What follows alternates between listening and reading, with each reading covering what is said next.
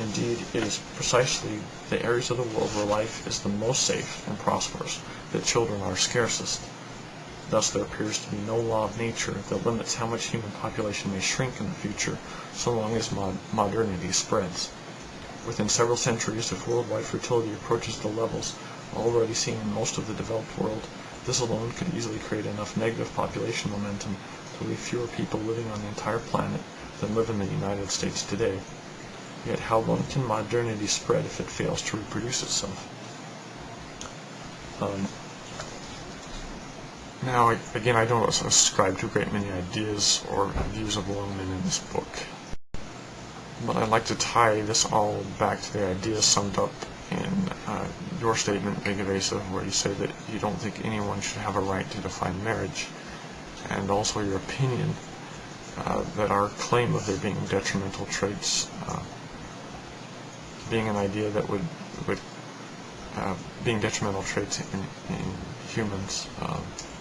So it's again referencing your view of our view as being what you term perverted.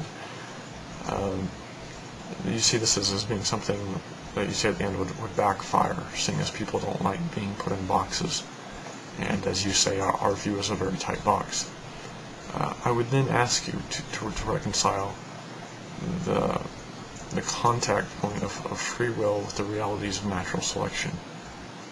You say, and I believe you say such rightly, that our goal is not to alienate people, but rather to harness all of us to create positive feedback to make this world sustainable, and we can all be happy and try and end each other's sufferings. And I believe that, and I believe that was well spoken. As I pointed out, there's a wide array of possible directions which life can viably move and present itself in a grand variety. I personally believe our distinctness is what gives us much of our value, our innate value.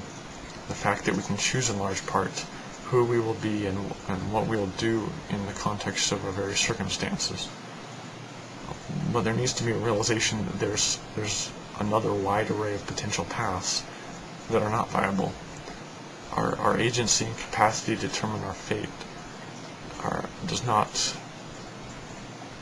does have confines because of the context of our existence. And so those who would attempt to defy this either end up discovering that our perceptions of what the boundaries are incorrect, or they end up being eliminated.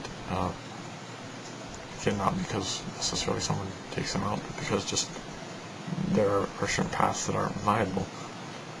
But there are real boundaries.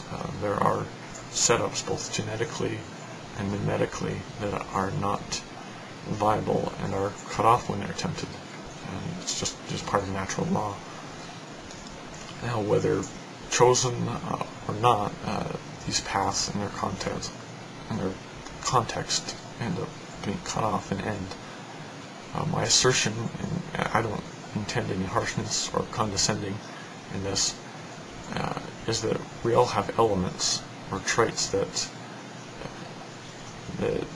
even if their manifestation is widespread, or even if it's universal, that if these traits are accented or promoted or not sufficiently fought, can bring us to a genetic or a mimetic dead end for all elements that ascribe to it or accent it to a sufficient point. The extension of this is very much in line with the whole penguin hypothesis presented by Longman. There are paths that can be taken, even in the name of free will and equality, and in the name of any number of perceived virtues that can either extinguish or mutate the whole species. And this is one of the reasons I feel a powerful one for my advocacy of the importance of maintaining, supporting, and giving defense to the nuclear family. It's not because I wish ill for anyone with any kind of tendency, attraction, or natural traits, and heaven knows we all have manifestations of detrimental traits or tendencies. Now, I'm going to return to the first section I cited in The Empty Cradle, the section titled The Coming Mutation, and on the first reading of it, I left off the first sentence. but I believe the first sentence speaks volumes. It goes, faith is increasingly necessary as a motive to have children. Now to a segment of his first chapter on page 5, and in this part he talks about various ideological movements in the context of falling world populations. He says, capitalists may differ from feminists and environmentalists on what they see as the implications of that assumption, as far as the assumption that the world is growing or not. But across the spectrum of the left and right in secular societies, nearly all prevailing ideologies and agendas would be profoundly challenged by the prospect of human population actually falling. Capitalists would wonder how they can make profits in a world of scarce labor and shrinking markets. Liberals would be at a loss to show how the welfare state was sustainable. Environmentalists would be robbed of their powerful projection showing human population exceeding the Earth's carrying capacity. Feminists could no longer point to the low fertility rates of educated women as an obvious benefit to humankind. Were labor supplies again to become as scarce as they were in ancient times or in the New World 2 centuries ago, even champions of workers' rights and racial justice might find it difficult to prevail against those who would force people to work against their will. And again, I don't agree totally with a lot of stuff, but he says, without population growth providing an ever-increasing supply of workers and consumers, economic growth would depend entirely upon pushing more people into the workforce and getting more out of them each day, a requirement that in previous eras of extreme labor shortage was achieved primarily through brutal work hours, serfdom, debt peonage, indentured servitude, child labor, and slavery. Before I present this last paragraph in this page, I want to both emphasize the keenness of this message and state that many elements and insinuations and generalizations made I don't completely agree with, as they generally paint faith with the ugly brush of what I view as being an ugly dogmatic counterfeit to true faith. But the overall thrust of this paragraph is dead on with its ties to the concepts of relative fitness of humanity. He says, in a world of falling human population, only fundamentalists would draw new strength.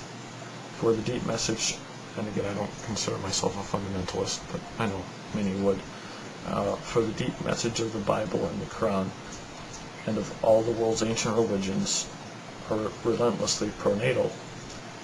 They so too are the fundamentalist ideologies of fascism and racism, with their ambition to breed supermen out of ancient bloodlines.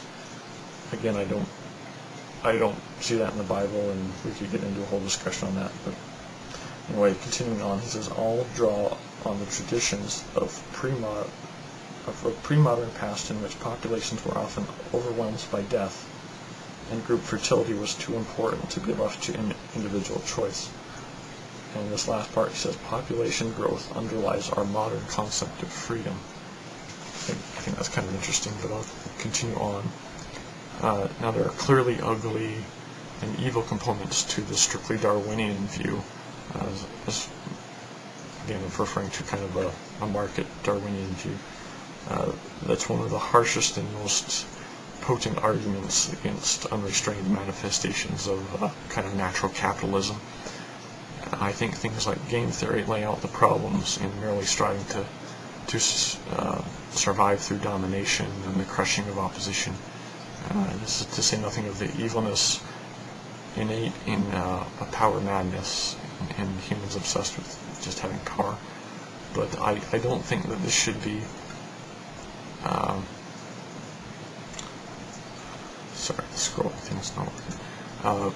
Confused. I don't think this should be confused with the conscientious effort to survive and to enhance our capacity and the capacity of one's genetic or mimetic line to survive. Indeed, the drive to survive and thrive, I believe, lies at the base of life and goodness. Things need not always be a zero-sum game, but there are clearly times when things are not able to coexist. There are arrangements that cannot last, and at times the losses of one element in a system result in a failure of the whole system.